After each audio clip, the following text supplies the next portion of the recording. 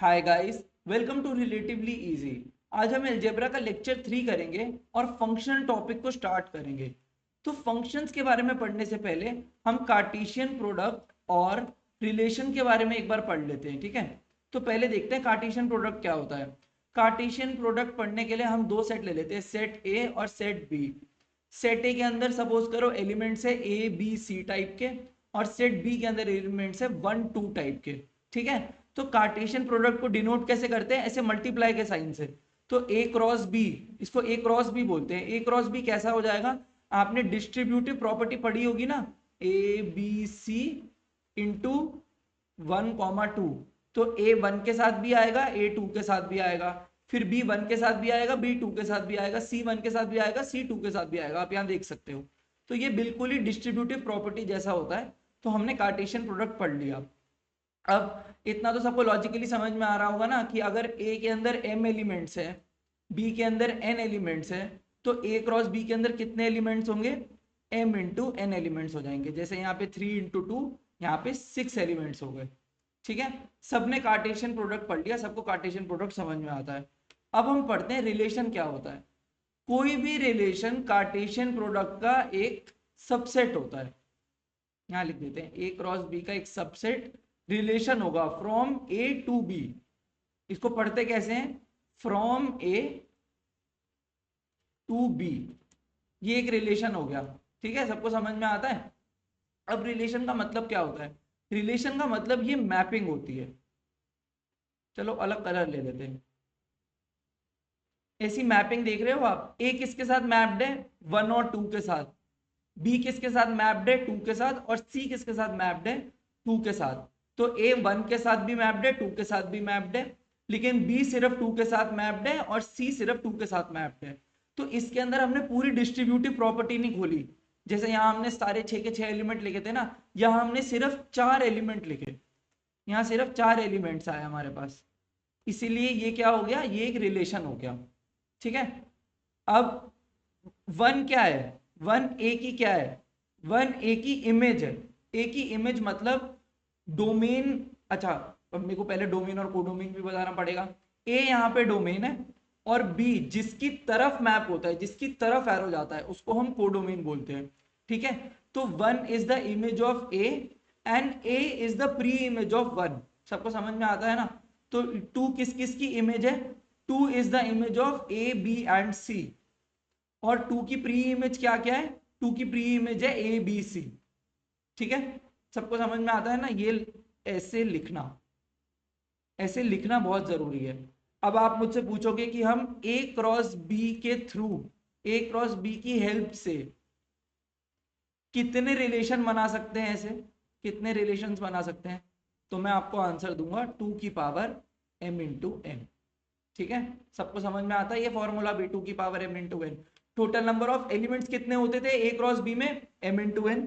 Total number of relation मतलब mappings कितनी बन सकती हैं ए क्रॉस बी से? 2 की पावर m इंटू एन। अब हम आज के टॉपिक पे आते हैं कि फंक्शन क्या होता है। आप फंक्शन पढ़ने आए होगे यहाँ पे। मेरे को वो दो चीजें पढ़ानी इंपॉर्टेंट क्यों थी? आपको थोड़ी देर में समझ में आ जाएगा। आपको थोड़ा बैकग्राउंड का कॉन्टेक्स्ट होना चाहिए सेट थ्योरी का, इसीलिए मैंने आपको कार्टेशियन प्रोडक्ट और रिलेशन पढ़ा दिया। अब हम पढ़ते हैं फंक्शन क्या होता है। फंक्शन कुछ नहीं होता, एक स्पेशल टाइप का रिलेशन होता है। मतलब सबसे पहले कार्टेशियन प्रोडक्ट बनेगा, उसमें से कुछ कुछ मैपिंग्स होंगी, उसमें से कुछ पर्टिकुलर टाइप की मैपिंग्स को हम क्या कहते हैं? फंक्शन कहते हैं। अब फंक्शन को हमें इमेजिन कैसे करना है? हर बार हम फंक्शन को इमेजिन कैसे करेंगे कि एक मशीन है जिसके अंदर हमने एक इनपुट डाला और हमें कुछ आउटपुट मिला, ठीक है। अब फंक्शन की डेफिनेशन देख लेते हैं कि ये स्पेशल टाइप ऑफ रिलेशन क्यों है। रिलेशन और फंक्शन में क्या फर्क है, ये जिसको पता है उसके बेसिक्स क्लियर है। मतलब डेफिनेशन देख लेते हैं एक बार। अब हम डेफिनेशन पढ़ेंगे तो सही, लेकिन हम डेफिनेशन के थ्रू याद नहीं करेंगे फंक्शन का मीनिंग। वो मैं आपको एग्जांपल्स के थ्रू याद करा दूंगा। डेफिनेशन है क्या, फिर भी पढ़ लेते हैं। Every element in domain is related to exactly one element in the range. अरे ये तो बड़ा कॉम्प्लेक्स हो गया ना, छोड़ो। अच्छा अब देख लेते हैं डोमेन और रेंज क्या होता है। डोमेन होता है all possible values of x. देख सकते हो एक्स कॉमा वाई लिखते हैं ना, एक्स कॉमा वाई। यहाँ पे हम ए कॉमा बी लिख रहे हैं, ए के एलिमेंट्स कॉमा बी के एलिमेंट्स। समझ गए? अब मैंने ए के सर्कल को या ओवल को डोमेन क्यों बोला था? क्योंकि हम एक्स कॉमा वाई लिखते हैं। और all possible values of X को ही क्या कहते हैं, डोमेन कहते हैं। All possible values of Y को क्या कहते हैं, रेंज कहते हैं। और रेंज हमेशा कैसी होती है, रेंज हमेशा कोडोमेन की सबसेट होती है। ठीक है, जिसने भी साइंस या मैथ्स पढ़ी है 11th-12th में उसको इतना बेसिक तो आता ही होगा है। चलो आगे चलते हैं। अब हम पढ़ेंगे दो रूल्स कि फंक्शन और रिलेशन अलग अलग कैसे होते हैं।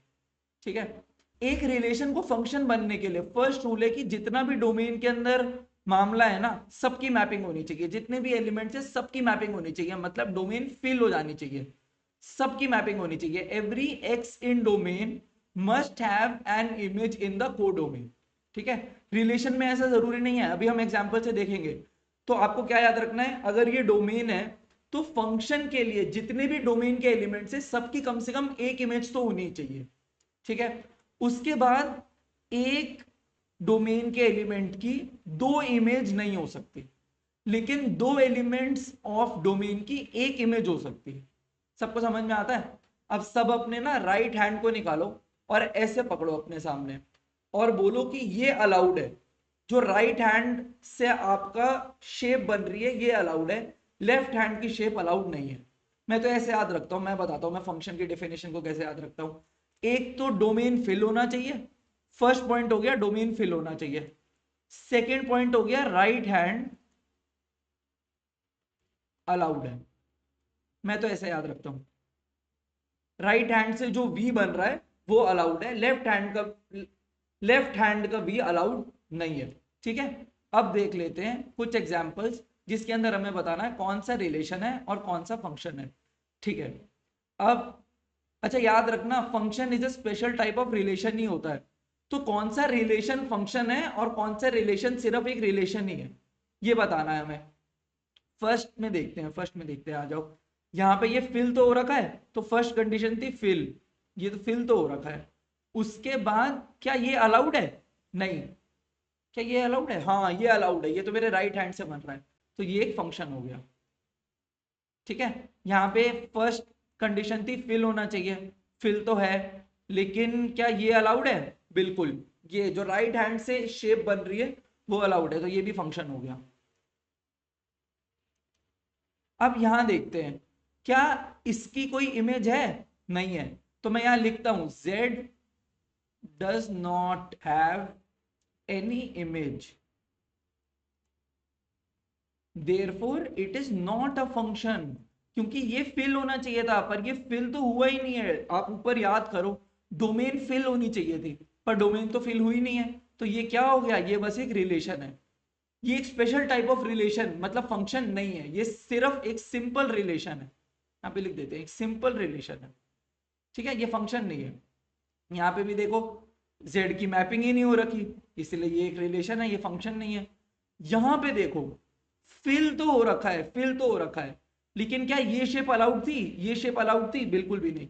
ये शेप तो अलाउड ही नहीं थी फंक्शन में, ये तो फंक्शन की डेफिनेशन कोई गलत कर रही है, इसका मतलब ये एक रिलेशन है, क्योंकि यहाँ पे ये शेप बन रही है और ये शेप अलाउड नहीं होती।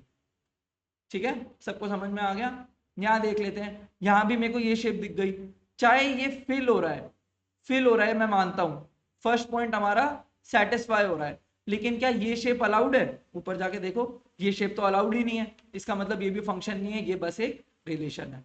तो आई होप सबको अब रिलेशन और फंक्शन के बीच में डिफरेंस समझ में आ गया होगा, कैसे फंक्शन एक स्पेशल टाइप ऑफ रिलेशन है ये समझ में आ गया होगा। हम आगे चलते हैं, अब हम पढ़ते हैं वन वन फंक्शन क्या होता है और ऑन टू फंक्शन क्या होता है। सबने सुना होगा ना one one function, onto function, सबको बहुत कंफ्यूजन रहती है, आज सारी कंफ्यूजन ठीक हो जाएगी। जब भी ऐसी वाली जो अलाउड शेप थी, ऐसी वाली शेप आ जाए उसको हम मेनी वन फंक्शन कह देते हैं। जब भी ऐसी वाली शेप आ जाती है उसको मेनी वन फंक्शन कह देते हैं, और जब सिर्फ 1 to 1 मैप होता है उसको हम वन वन फंक्शन कह देते हैं। अगर आपको ये मैपिंग याद है ना, अगर आपको ये डायग्राम याद रहता है तो आपको डेफिनेशन याद करने की जरूरत नहीं पड़ेगी। अब डेफिनेशन देखो, every element in Y belonging to range has a unique pre image in domain. कौन याद रखेगा इस सबको? बस ये याद रखो, जैसे ही ऐसी वाली अलाउड शेप आए इसको मैं क्या बुलाऊंगा, अलाउड शेप। जैसे ही अलाउड शेप आ गई हम उसको फंक्शन तो बुलाएंगे, मैं ये नहीं कह रहा हूं उसको रिलेशन बुला देना, उसको फंक्शन तो बुलाएंगे लेकिन उसको वन वन फंक्शन नहीं बुलाएंगे, मेनी वन फंक्शन बुलाएंगे। ठीक है, सबको समझ में आता है वन वन फंक्शन क्या होता है। अब हम हर बार मैपिंग तो कर नहीं सकते, तो अगर वन वन फंक्शन आया तो हम चेक कैसे करते हैं, हम सबसे पहले F of x1 is equal to F of x2 को लेट कर लेते हैं। ठीक है, फिर हम सॉल्व करते हैं। अगर x1 is equal to x2 आ गया तो हम उसको वन वन फंक्शन बुला देते हैं, और अगर x1 is not equal to x2 आ गया तो हम उसको मेनी वन फंक्शन बुला देते हैं। सबको समझ में आ गया ना। ये फर्स्ट एक्सरसाइज होती है एनसीईआरटी की। आई होप सबने 11th-12th में मैथ्स करी होगी तो उसको ये आता होगा। आगे चलते हैं, ऑन टू फंक्शन के बारे में पढ़ते हैं। क्या ये ऑन टू फंक्शन है? बिल्कुल नहीं, ये एक इनटू फंक्शन है। ऐसा क्यों बोल रहा हूं मैं? क्योंकि ऑन टू फंक्शन के अंदर जो कोडोमेन होती है वही रेंज बन जाती है। तो हम कैसे लिखेंगे ऑन टू फंक्शन में, जो कोडोमेन होती है वही रेंज होती है। इसका मतलब ऑन टू फंक्शन में ये भी फिल होना चाहिए और ये भी फिल होना चाहिए। सबको समझ में आ गया ऑन टू फंक्शन क्या होते हैं? उसके अंदर डोमेन वाली रीजन भी फिल होना चाहिए और जो को डोमेन वाला था वो भी फिल होना चाहिए। और रेंज क्या होती है? All possible values of Y होती है, इसीलिए को डोमेन ही रेंज बन जाती है। लेकिन वन वन फंक्शन में को डोमेन और रेंज का क्या सीन रहा होगा? Range will be a subset equal to codomain. लेकिन अगर फंक्शन ऑन टू है तो पक्की बात है कि रेंज और डोमेन, सॉरी रेंज और कोडोमेन इक्वल आएंगे।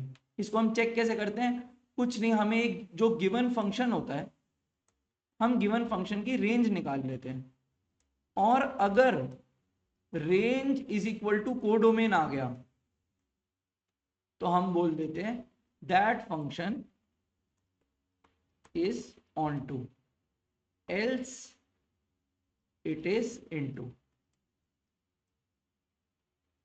ठीक है, सबको समझ में आता है ऑन टू और इनटू का डिफरेंस? अब आप मुझे ये मत बोलना कि मैंने अभी तक डोमेन रेंज निकालना नहीं सिखाया, क्योंकि आगे का टॉपिक यही है। डोमेन क्या होता है? All possible values of x, जो इनपुट है, all possible values of input को हम क्या कहते हैं? डोमेन कहते हैं। और रेंज क्या होता है? All points in codomain which have pre image in domain. इससे अच्छा हम सीधा यही लिख देना, all possible values of Y या फिर output is known as range. ठीक है, ये आसान डेफिनेशन हो गई ना याद करने के लिए। अब पॉइंट्स टू रिमेंबर क्या है? जब भी हम डोमेन और रेंज निकालें, डिनोमिनेटर में कभी भी जीरो नहीं आना चाहिए। लॉग का इनपुट हमेशा पॉजिटिव रहना चाहिए। लॉग का बेस हमेशा greater than zero and not equal to one रहना चाहिए। ये और डिस्कस करेंगे जब हम लॉग पढ़ेंगे, जब लॉग टॉपिक आएगा अलजेब्रा के अंदर। अभी डोमेन रेंज निकालने के लिए मैं बस आपको ये पॉइंट्स बता रहा हूँ। ये सारी इनडिटर्मिनेट फॉर्म नहीं आनी चाहिए, रूट के अंदर हमेशा पॉजिटिव आना चाहिए। ये तो सारी, आपको लगेगा ये तो सारी जनरल बातें हैं, लेकिन ये इतनी जनरल बातें नहीं है। इन सबको पॉइंट वाइज याद रखना बहुत जरूरी है डोमेन रेंज निकालते हुए। ठीक है, जहां जहां फंक्शन डिफाइन ही नहीं होता उन उन पॉइंट्स को डोमेन से हटाना होता है। तो डोमेन से किस किस पॉइंट को हटाना होता है? जहां जहां एक्स पे डिनोमिनेटर जीरो आता है उस पॉइंट को हम डोमेन से हटा देते हैं। ये कंडीशन जहां जहां वॉयलेट होती है उन पॉइंट्स को डोमेन से हटा देते हैं। अगर कोई ऐसे एक्स पे ऐसी टाइप की इक्वेशंस बन रही हैं, ऐसे टाइप के आंसर आ रहे हैं, तो उस पॉइंट को हम डोमेन से हटा देते हैं। अगर एक्स डालने के बाद रूट के अंदर नेगेटिव आने लग जाए, greater than equal to zero ना आए, तो उन पॉइंट्स को हम डोमेन से हटा देते हैं। और जहां जहां फंक्शन डिफाइन नहीं होता उन पॉइंट्स को हम डोमेन से रिमूव कर देते हैं। ठीक है, तो आने वाली क्लासेस में मैं आपको डोमेन रेंज निकालने के तरीके भी सिखाऊंगा। मैं आपको बहुत सारे डोमेन रेंज के अच्छे अच्छे क्वेश्चन कराऊंगा। अभी के लिए आपको रिलेशन और फंक्शन के बीच में डिफरेंस पता होना और फंक्शन की रियल डेफिनेशन पता होना बहुत जरूरी है। तो आई होप सबको आज की क्लास अच्छी लगी होगी। आगे की क्लास में हम अलजेब्रा के बहुत ही अच्छे और टफ क्वेश्चन करने वाले हैं। Thank you.